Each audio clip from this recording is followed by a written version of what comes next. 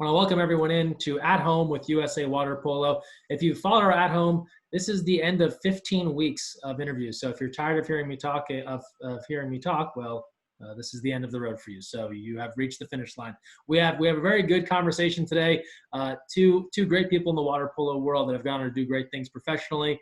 We're joined by Olympic champion Tumua Anae, you know her as a player, now Tumua Tavana. She's also director of corporate sponsorships with the Utah Jazz, and then former Brown water polo player and now ESPN anchor Doug Kezirian.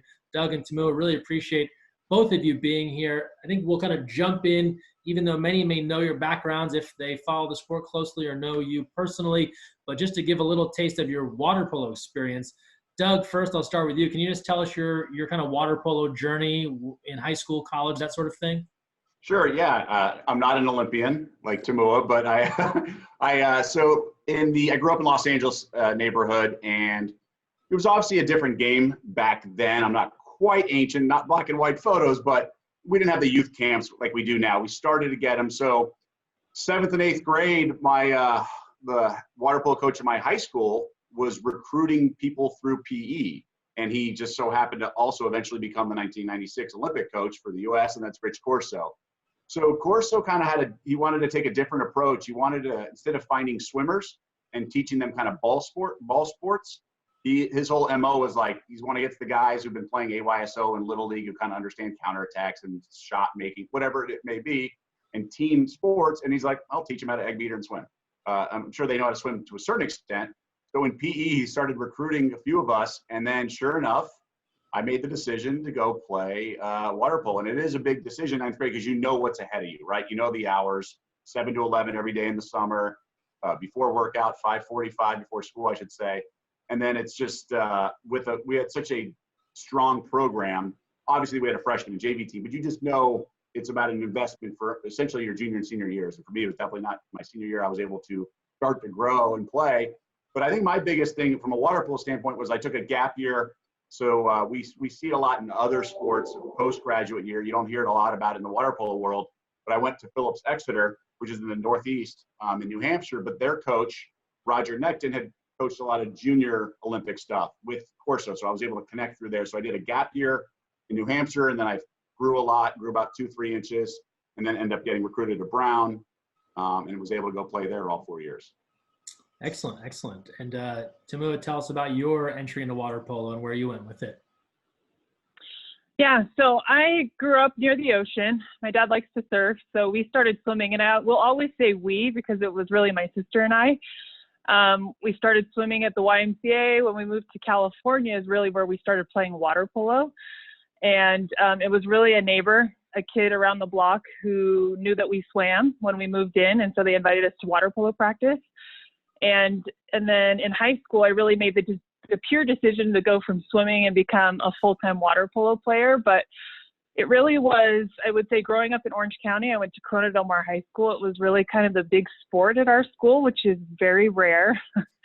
But I was able to be coached by Aaron Chaney in high school, who was an Olympic ref. So I've just been blessed with a lot of great water polo minds. And then from there, played at USC for Jovan.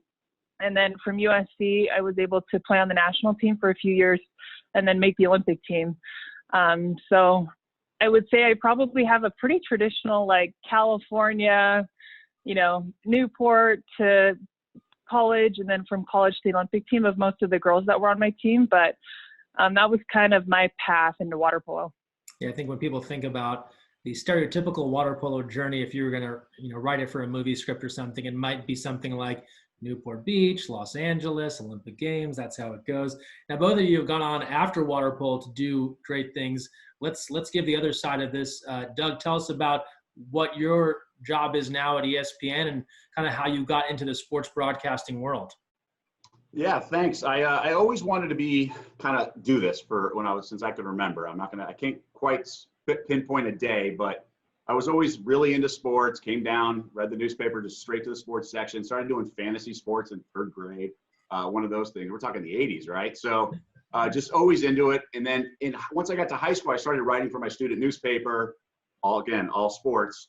And eventually I was able to do something really cool, be what's called a stringer. So and I was actually paid. So while in high school, out of water polo season, although I did play 3 sports, I was able to write for the Daily News. So it's the LA Times, the LA Daily News, and they had a Valley edition. So I was able to go cover high school sports. It was a really big coverage they had. So I would go to games, log them or whatever stats, and then call in on a payphone like 4 paragraphs before deadline. They had to go to print. And then you just kind of sort of learn the craft that way. And then I was also sports editor of my newspaper. I got to Brown, and I did a little bit of that, but then I did a small amount of campus radio because I always kind of wanted to do on-air stuff. And then from there, I got internships, and that was, in my world, that was like the best thing you could do. I mean, I know there's people who go to journalism school. I was an econ major, but for me, I had sort of hands-on training at the Daily News and then some stuff for campus radio. And then you just do internships, you get even more hands-on training. And then once you graduate, you have to kind of, the analogy I use, and I don't want to be insulting, but it's like the minor leagues. You got to go single A, double A, triple A. So I started out in Iowa and Missouri and did some local TV thing. And it's kind of fun. I mean, you're like on a billboard for one.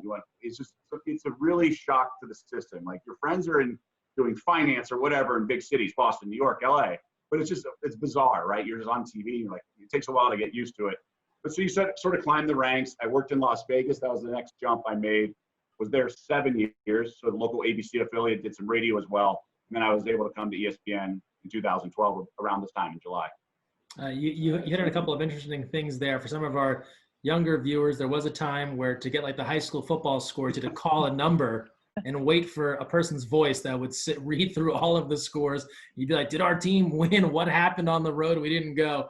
That made me think of that.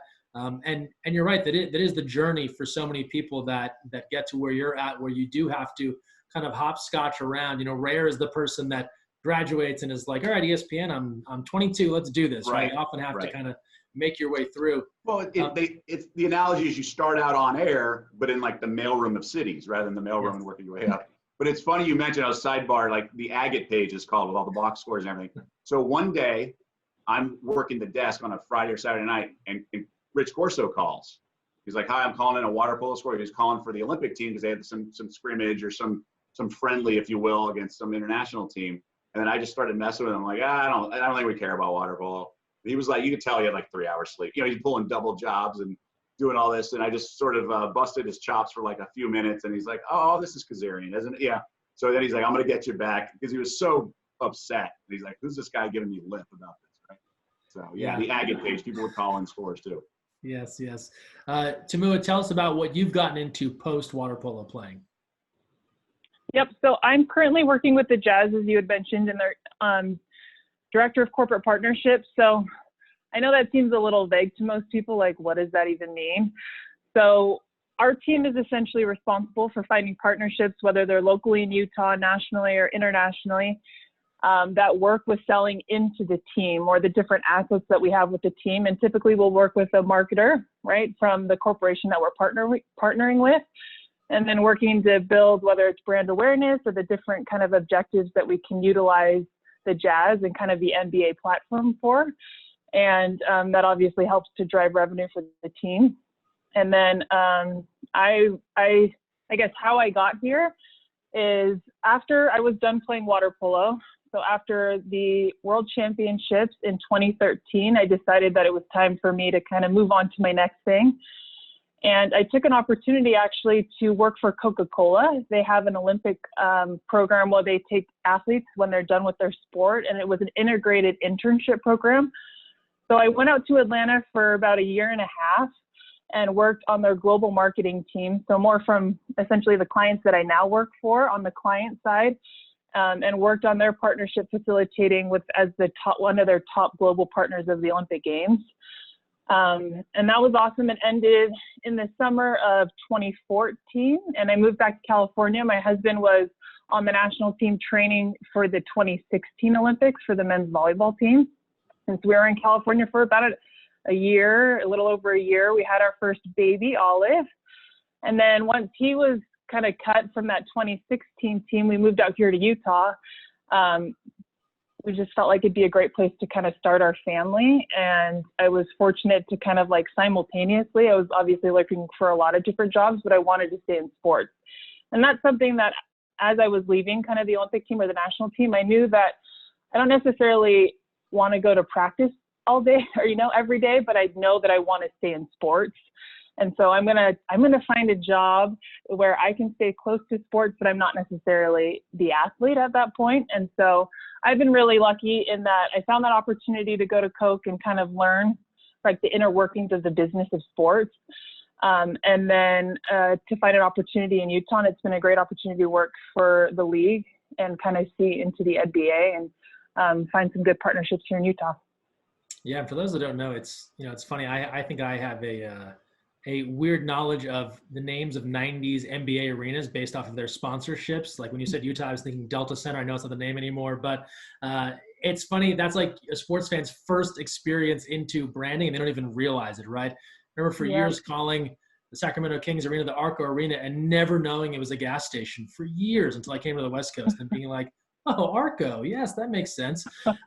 So it's a nice connection there for fans to realize there is a whole team that helps associate those brands and marketing outfits with a professional franchise like the Jazz. We're talking with Tumua, Tavana, Doug Kezirian, both former water polo players, now have gone on to do great things. This whole premise of this talk is basically how has water polo kind of impacted your career? The next thing I want to get into, and it's an obvious transition, the idea of teamwork and hard work, the things you have to do in water polo to be successful, and how that kind of bleeds into your current job. So Doug, in your area, right, there's obviously a lot of people that help make a TV show happen, or if you're doing a podcast or a radio show. Can you kind of give a sense of the teamwork required to make those things go well, and maybe how you learned some of that from water polo? No, it's a great point. And you've talked to hiring managers, and they say they do like to kind of find athletes because of just the obvious overlap that you kind of alluded to. And, I can only speak to water polo, but I did play basketball and baseball in high school. But for me, specific to my career, that sort of investment early with at least hopeful payoff. Like nothing's guaranteed. But when you played at Harvard Westlake and you know that they've produced numerous All-Americans, and you know that what it takes, you're kind of taking a leap of faith that you're in good hands with, Rich Corso. You know what you're going to do for 4 years. I always joked it was like The Firm, like the movie and the book. Like once you get in, you can't get out because you've already put in 2 years. You can't quit your junior year, right? You've already put all the sunk costs. But no, I just think like for me to like have that confidence and that faith and that belief that hard work pays off.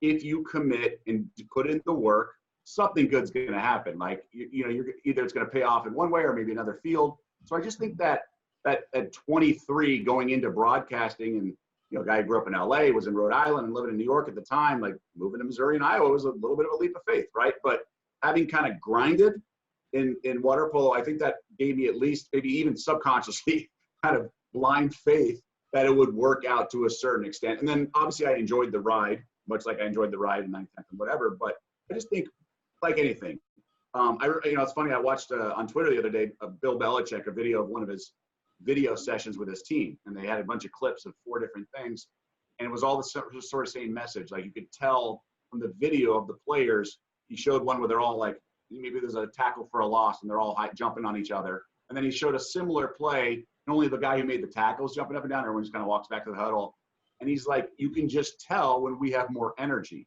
and when we are more invested together. And it just shows, and we play so well. And he showed other clips of it. Like I remember Corso stopping practice and yelling at somebody for not commending. He scored a goal and he just swam back to mid pool, and he didn't compliment the pass, the guy who set him up nicely.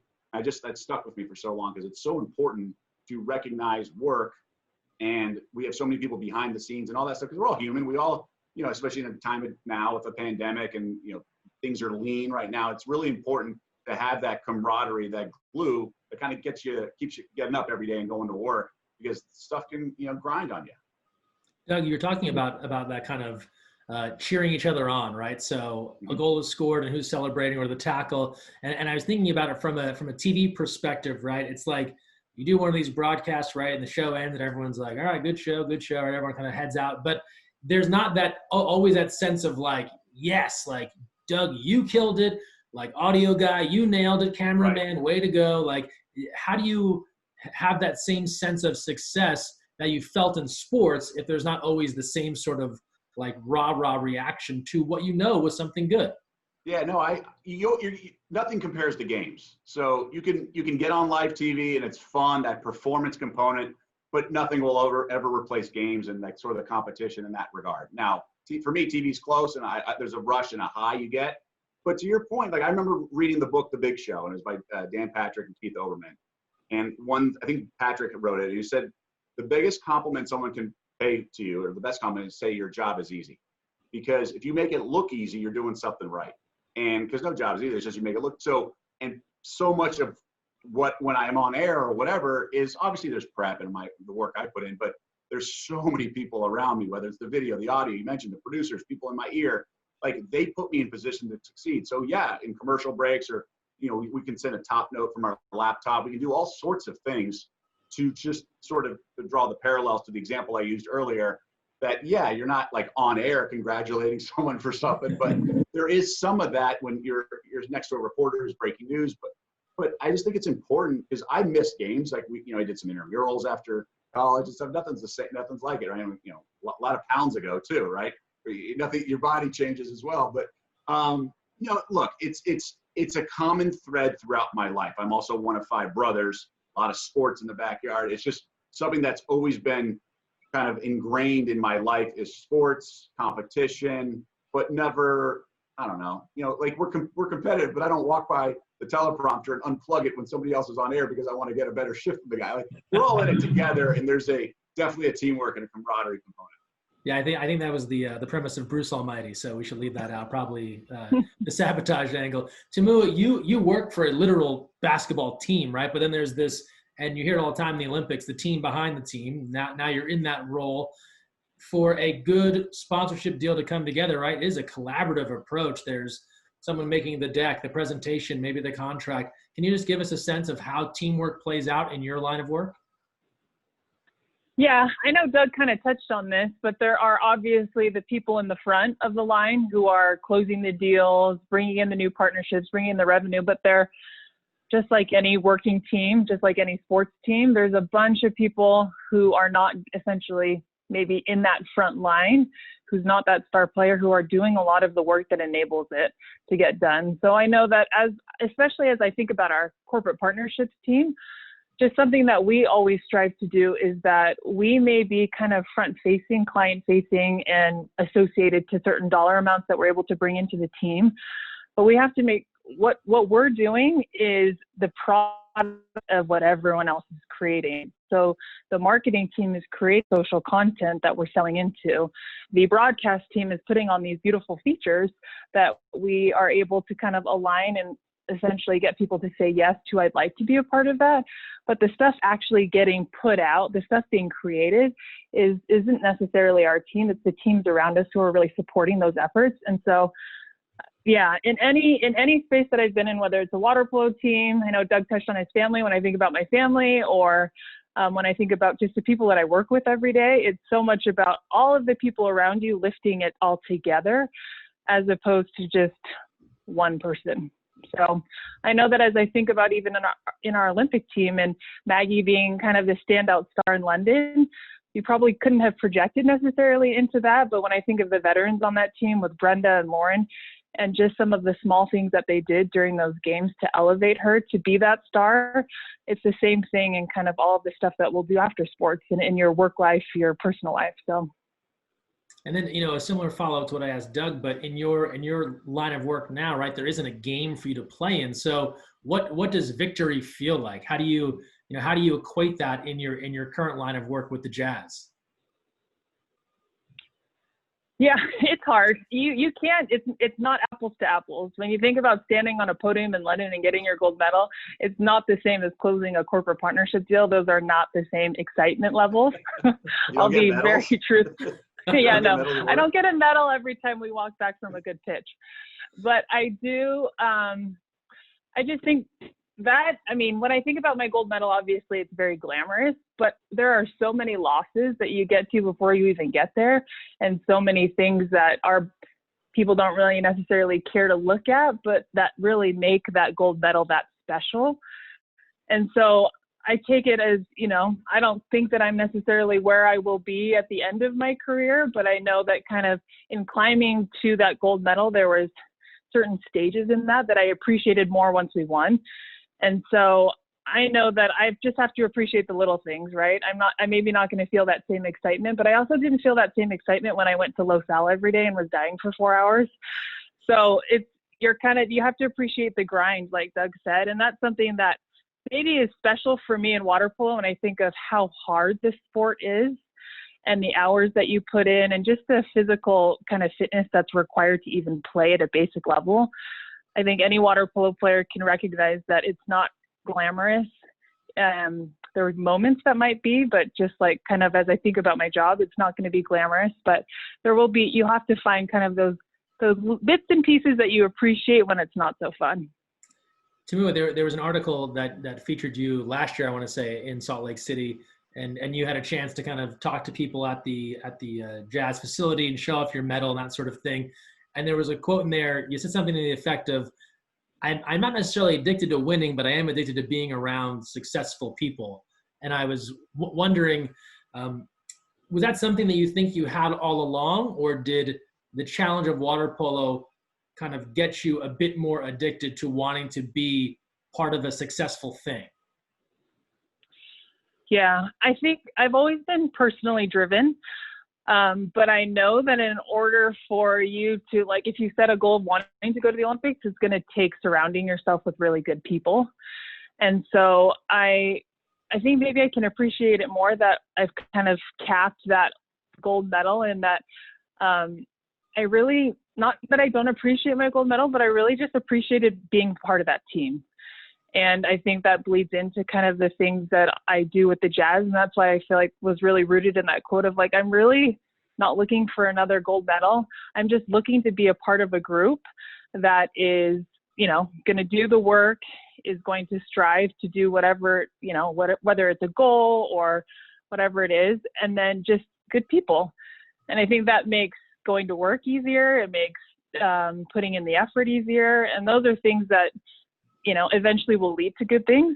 But that, if I can kind of put myself in healthy environments with people who are striving, I know that something good will come out of it. Doug, I'll ask you something similar to that effect. When you reach a place like ESPN, for so many in your field, that is the finish line, right? It is, I don't know that I'd equate it to the Olympic Games, right? Because maybe that's a different kind of sort of competition to reach that roster, but it is, the highest point for some people. To be able to get to that area, you have to have some level of competition, as you talked about, being a competitor and wanting to be around great people. Similar to Tumua, that's something that you felt like you picked up along the way, or that was in you from reading the sports section when you were 12 years old? Yeah, I mean, I was a pretty intense competitor, if you will, in a lot of ways. I mean, in a lot of ways I was not, but I just think, to your point, it's hard because there's a big difference between aspirations and expectations. You should always aspire for certain things, but you gotta can't put all your eggs in like an ESPN basket. I mean, there's like a handful of people. I got lucky in 2012. I just so happened to be applying when they were expanding SportsCenter to 18 hours live a day. I mean, am I less of an anchor at the time if somehow they don't do that? I'm still in Las Vegas. It's just different. Like, I was doing really cool stuff in Vegas. My whole thing was like, I just wanted to kind of see what was behind this door, and I had to come take the opportunity. And yeah, I mean, it's great. Like, look, I think with anything, you want to be stimulated and challenged, right? So with water polo, what allured me, what attracted me there was having a guy like Rich Corso, and then all these other, just like the best of the best in the sport. And I wasn't really that physically big in 9th grade, so I couldn't have played football, things considered. So it just worked out perfectly for me. And I just always wanted to be challenged and stimulated. And going to Brown was great in that regard, especially with just my peers. And then at ESPN, it's awesome because as you know, the broadcasting world is tough, especially from like 2008 on when the economic crisis hit, and an industry and a business model that depends so much on advertising, that took a hit, right, in the economic crunch. And so corners are cut and you can't do everything you want to do. But when you get to ESPN, like, there was a lot of bells and whistles I never would have dreamed of. So you kind of get to see where your ceiling is a person. I think that's all of our hopes for. We kind of want to reach our ceiling. Like, I'm never going to dunk a basketball, but can I be the best basketball player, as an example, right? And that was my thing about Kobe Bryant, right? Like, he maxed himself out, right? Like, he reached his ceiling. I remember, I think it was 2001, there was an article on ESPN.com Whereas like MJ says Kobe's going to be better than Vince Carter because of his commitment to defense. And it was like a big topic, right? Like First Take would have had to add an hour that day, right? It was like a big thing that Kobe would be better than Vince. But like we look back, now Vince Carter's a Hall of Famer, don't get me wrong, but like it's a no-brainer, right? But just like it's on each of us to reach our ceiling. And when you get to do certain things, and I think that's what water polo, especially a coach like Rich Corso, not that he didn't have a soft side, but he demanded the best and he got the best out of you. And I think that's what when we reflect on our playing days, and I can't speak for Tumua, but like, I think that's what you want. Like you want to see what you can achieve. And I think that's where you're going to feel the most kind of rewarded. Just to build off of that a bit, because I think one or both of you talked earlier about water polo being difficult, right? And you often hear it talked about as the toughest sport in the world. And every now and again, I think one just came out 2 weeks ago, some list will circulate on the internet and water polo will not be number one, and it will get everyone so riled up. How could this thing not be number one? Have you tried it? Water polo is the hardest sport on earth.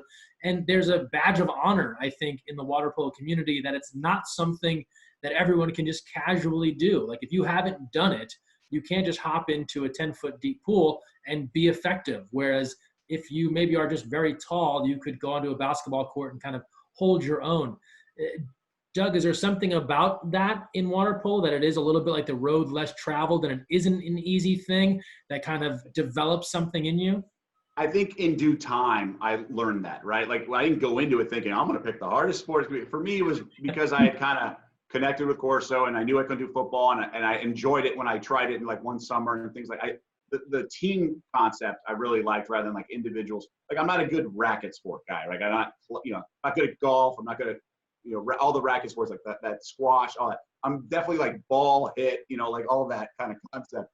But it's funny you mentioned that, and just the training and how much. So I was a mid-year at Brown, so I got to Brown in January, and so I made friends, and then the next season we had Hell Week, and I'm going through swim sets, and we're doing like hundreds on the whatever, and we're holding a certain number, so there's about 20 seconds at the wall each time, and I'm just complaining the whole time, like the whole practice, and it's like the fourth, I just complained. I hate swimming. And one of my buddies, like he had known me at that time by like, 8 months or so, but we hadn't played. And he's like, why do you do this? Like, all you do is complain. I'm like, I really like the games. You haven't seen me in the games. Like, just that the games were what I missed the most. The winning and the losing, the competition, and also just the, the strategy, all that stuff. So I just missed that. That was the best part. But no, I mean, you're right. Like when you say you played water polo, especially in the workplace when you're not surrounded by peers who are also doing sports, you're an adult. And a lot of people are like, oh gosh, that's a tough sport. Like, yeah, does it feel good? Of course, but that's not the reason I did it, right? But there's definitely like a badge of honor for sure. I want to ask and I would probably, right, echo off some of those sentiments. Is I feel like when everyone's like, oh, you played in the Olympics, you won a gold medal, like, what did you play? And when I say water polo, they're like, oh my gosh, you could probably beat me up right now. It's usually like their first sentiment, or like, whoa, you could probably tread water for like days. And I feel like those reactions really do speak to like, just if you don't have a swimming background, if you've never played water polo, you can appreciate how hard it would be to keep your head up, to see a playing field, to be able to pass the ball, to be able to drive, run a pick. And even I know as Coach Quinn had kind of, he'd come and talk to kind of people on the business side, and he was like, oh my gosh, you're the water polo player. There's so many comparisons between basketball and water polo because it really is the same game. But I said, I know it's the same game, but you can probably run like 4 or 5 plays in water polo because it's so hard and you're swimming. You can really only, run a couple picks. You're not going to be running pick and rolls like 20 times in one possession.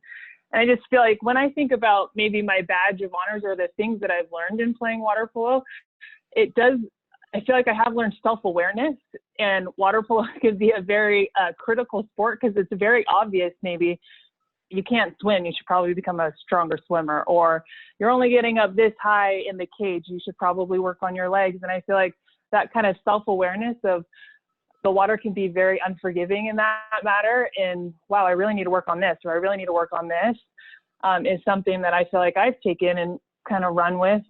It's not necessarily like negative critique, but it's just honest feedback. And I think that's what water polo in the water gives you. And then to speak to just the hours that you put in the pool, I feel like it really is that grit factor. And I love Angela Duckworth's book about grit, because I feel like what I took away from it is that it's the ability to come back every day, regardless if yesterday went well or not, or regardless if you got to where you were getting or not. And I really think that when I think about the swimmers, you know, getting up at 4:45 before high school, and the water polo players, that really takes an enormous amount of grit at a young age. That is an opportunity that I've taken and run with, and I hope that I can teach my girls. And like, that's the one rule in our house, is that you're going to have to do club swimming at some point, or water polo, because it really takes an enormous amount of grit in just showing up every day, because it is very physically demanding. What sort of confidence, Tumua, did water polo give you? And I'm sure you get this in other sports too, where you have to get in really, really good shape and you have to perform at a high level. But given this is the road that both of you went through, you played water polo. Tumua, as you went through it, and especially at a high level, and then you kind of got into a different arena in the working world, how did the sport kind of help you build confidence, and did that carry over into what you wanted to do afterwards? Yeah. Not to be negative Nancy or anything, but I feel like I got confidence, not necessarily from winning, but from losing, and then showing up the next day and being like, okay, well, I still believe I can do this. It's almost that just, and I'd say, especially as I started kind of my internship at Coke in Atlanta, I feel like I was learning so much that I almost felt a little overwhelmed every day, to where I was like, man, is this really what I want to do? Or do I really think I can do this? But I feel like I really leaned on those same things that I learned in water polo. And I feel like it's the ability for me to kind of like doubt myself, but keep going regardless, that I learned in my water polo experiences, that I feel like as I grow, or as I was kind of growing in Atlanta, and as I go into work each day, it's like, okay, well, that client hated that pitch, but I'm going to come back tomorrow and I'm going to try it again. I'm going to tweak it a little and try again. And it's like kind of the ability to have confidence, even if you're not really killing it at the moment, but the thought that like, okay, I'm not there yet. And I feel like that's kind of the confidence that I gained in playing sports that I've continued to kind of lean into. I think that's a great point, because like when we try to talk about our lives, like you asked us to summarize it, and we all kind of described a straight line. It's never a straight line. It's like up and down, you know, and it's just, you suffer so much. And I think, I would imagine this is the case in a lot of sports, right? You have sort of mini breakthroughs. You know, they say when you break 90, you don't shoot 89, you shoot like 86, right? When you break 80, you know, it's like, you just have like a big, it all kind of, the game slows down and everything. And I think with water polo, you know, at least for me, and I can't, you know, because I was undersized, and it just was like it was daunting at first. And then like after, I don't know, months and months and maybe a year, like, then you're like, okay, it's starting to click now. It feels like soccer a little bit. Like you just kind of start to get a feel for things. So when you enter the professional field, like you're at the bottom rung, but you start to like have that confidence, that belief that even if you stink or are unsuccessful, like for a month, you don't give up. Like, you know, you just want it to happen, but it doesn't mean it won't. You just want it that next day. But that drive, you kind of have muscle memory, if you will, from sports, that is instilled kind of confidence and belief it will eventually happen with whatever kind of path you choose. Well, Doug, I was thinking about your two paths, right? And, you know, Tumua's current job right now, it's not that you're not out front, but being out front on TV is a different story, right? So you think about playing water polo at Brown, and if I was watching a Brown game, right, and you could say, well, oh, Doug, you know, missed that shot. He shot high, or he didn't catch the pass. And then you could watch a TV segment and you transpose a graphic or something like that, right? You kind of have to have that bounce back ability in both of those things, right? To kind of just say like, forget it. Like, I know I'm better than that, and kind of keep moving forward, right? Yeah, and I think some of that's just how you're wired too. I mean, like any team, a water polo team's gonna have different personalities, right? Some extroverts, some introverts, you know, whatever it may be. I remember my first job in Missouri. My news director just is like, I just wish you didn't care so much. Like, you should relax. Like, and just that intensity, it works well if you're like gonna swim harder and go harder and chase the ball. But it doesn't work in like a sport like golf, where like you grab the club hard. Like, that's sort of what being on TV is. It's some people are just good at TV. Like, I wasn't, because I was just kind of intense. Yeah, you can prep the sports, you can prep your note cards to make you better, but that intensity and that desire and that competitive fire can actually backfire. And I don't know if it's, you know, maybe with presentations or whatever, but sometimes people caring less is almost better in terms of being on TV, or free and easy, right? Like that, the golf swing. But in due time, as you mature as an adult or whatever, you start to calm things down a little bit, and then you sort of have that comfort level that you've always been searching. Some people are more just natural for it. I'm trying to think of, famous TV people that are just kind of automatic. The camera light goes on, like Kelly Ripa, like when she's been like that since day one, right? So stuff like that. But with that being said, the want to and all that is really important because it's so much part of what goes on in the hours and days before you go on TV, like the prep. Yeah, it was funny how you kind of referred to it like almost like white knuckle driving, right? Like you're like have it grip so tightly.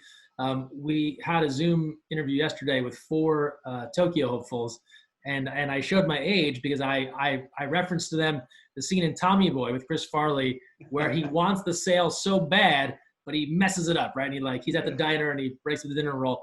4 out of 4 Tokyo hopefuls had never seen Tommy Boy and had no idea what I was talking about. So I felt just 1,000 years old, but it was the exact premise you're talking about. Helen the Waitress. We all know about that scene. Right? Exactly. Thank you, Doug. Thank you. Tumua, you're quiet. Do you know Tommy Boy? Yeah, you lost me. You lost me. Oh, you're too old. If you're talking more like Step Brothers, that's where I kind of step in. Okay, all right. Okay, fair. This has been really, really great. I just want to end on a question about kind of the passion of the water polo community, and you both touched on it a bit, like when someone at your job maybe finds out that you played. Doug, for someone in media, there's like a unwritten list out there of people who have a water polo affiliation. It's like you, Zach Lowe. It's like Adam Scott, the actor, played water polo in high school. Everyone knows. And whenever someone finds out that someone who's in a public figure role has a water polo connection, they are hyped. Like, did you know Doug Kezirian, water polo guy, one of us? Doug, why is there that passion where it's like he's like part of the family? Well, it's because we're still in that, we're not football in Texas, right? We're still sort of under the, it's the oldest Olympic team sport. But like, to your point, there are people that are like, oh, wow. But there's other people who are like, kind of tease me about it or like think it's weird. I'm like, it's like lacrosse is out here, guys. It's a regional sport, very cult. Like we all know each other. At least now it's different. Like lacrosse is more national, but when I was that age, but no, for the most part, there's always a respect. Will Kane, he played at Pepperdine. So yeah, the 3 of us were at ESPN sort of carrying the torch, and then there's people off camera as well. But I do think it's kind of like the underdog. We're not as, at Brown, we were donor funded. I mean, we flew to games in California, so we were fine. But it was, I think there's a little bit of, we're not the mainstream sport. We've put in all the work. We're the toughest sport, arguably, and all that. I think there's just a kind of a cult, we're cut from the same cloth component to that. And it's just kind of cool to know someone else has sort of traveled the same path, different teams or whatever, but just they've put in those hours and we're still fighting for that acknowledgement, if you will. That is very much a California-centric thing too, kind of the built-in acceptance, I think, of water polo, and in areas where it's more popular. As someone who grew up in New Jersey, like if you wore a Speedo to the pool, that meant you were an Olympic caliber swimmer and you were training for the Olympic Games, and no one else should be in a Speedo. Like you were either at that super, super high level, or otherwise, why aren't you just wearing like board shorts? What are you doing? Right. This doesn't make sense to everyone. But in California, people walk through a mall in a Speedo. Won't even think twice about, I've seen guys on teams just parade anywhere in their suits, don't think twice about it.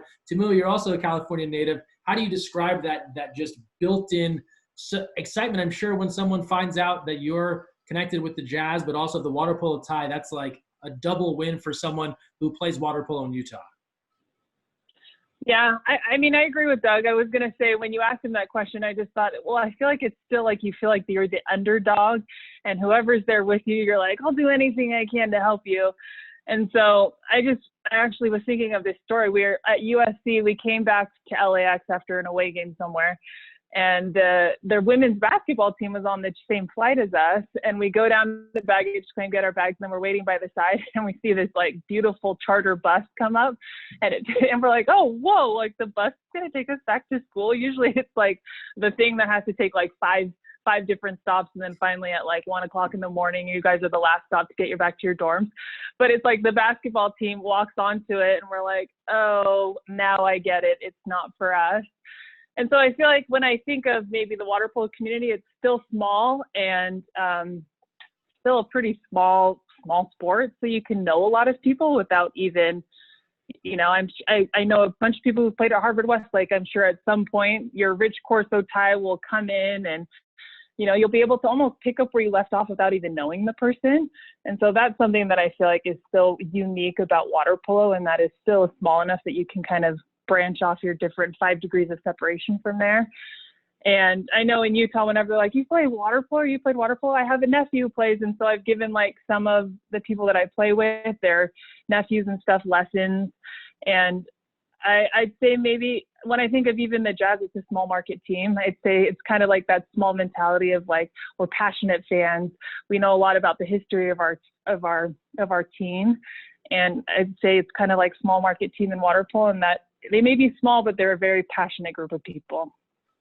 Yeah, you described it spot on. That is, I think there is that, like we talked about earlier, that badge of honor, that little bit of that underdog mentality. It is a sport that's getting bigger, but to Doug's point, it isn't the NFL. It isn't SEC football on a Saturday, right? So if you did it, I think it's that it's not super big, combined with that it is challenging, and you merge those things together, and it's a certain group of people that will do both of those things, and it ends up being water polo, and that ends up being I think what builds such love for it. Guys, this was awesome. Thanks so much for taking the time. Really appreciate it. Tumua and Doug, before we go, any final thoughts here to the water polo community? Doug, anything else you want to add? Tumua? I want to change the rules. Okay. I think the shot clock should be longer.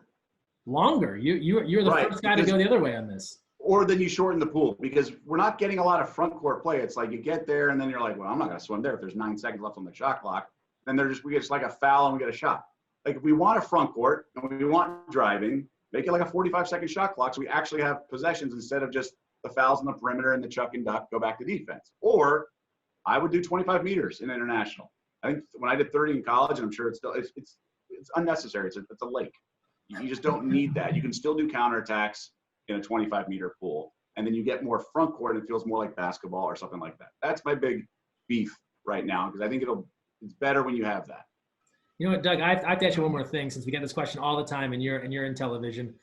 We probably get this question once a week. Why isn't water polo on television more? I'm sure some of your friends ask you this too. Do you what leagues? What's that? What leagues would we put on? What? College? High school? I mean, yeah, college. No, I think ESPNU does a good job. ESPN Plus. I remember watching a Brown game last year on a Saturday. I had the iPad out and then my TVs.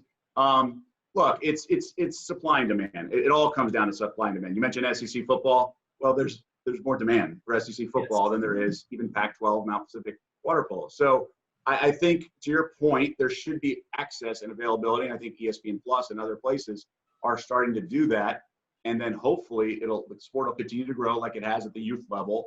And then eventually there could be a demand. I mean, I know the championship games and Final Four and all that stuff does get some visibility on linear TV, but where TV is going now, it doesn't even really matter now anymore. We don't need linear TV. It can be anywhere. It can be on Facebook Live. And there's opportunities, but it comes down to supply and demand. And it's a complex sport.